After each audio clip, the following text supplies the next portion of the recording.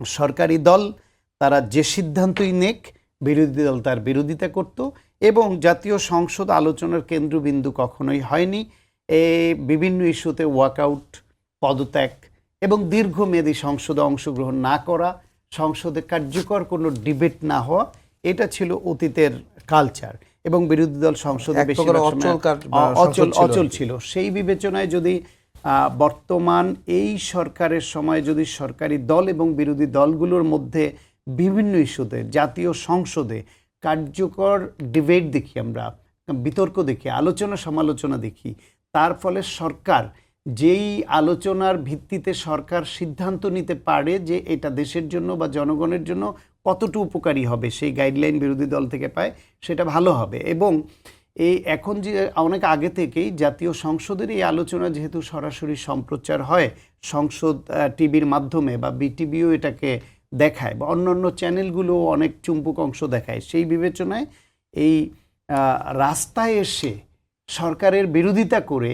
সেইটার প্রচার কামনা না করে যদি বিরোধী দল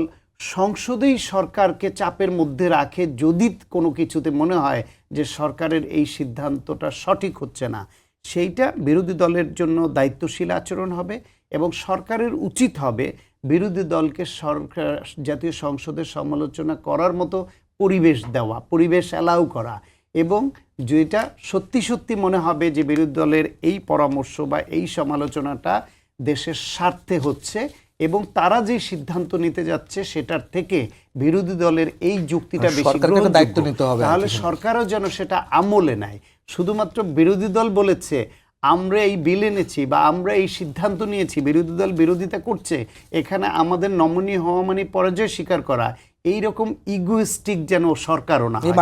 ফলে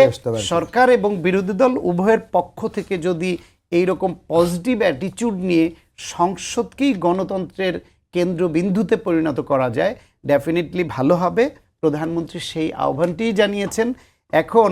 ইফতারের সময় আমাদের মন অনেক নরম থাকে, আমাদের অনেক কিছু এরকম বলতে ইচ্ছা করে, উভয় পক্ষ থেকে আমরা বলি জাতীয় সংসদ বসলে জুলাই সনদ বাস্তবায়ন নিয়ে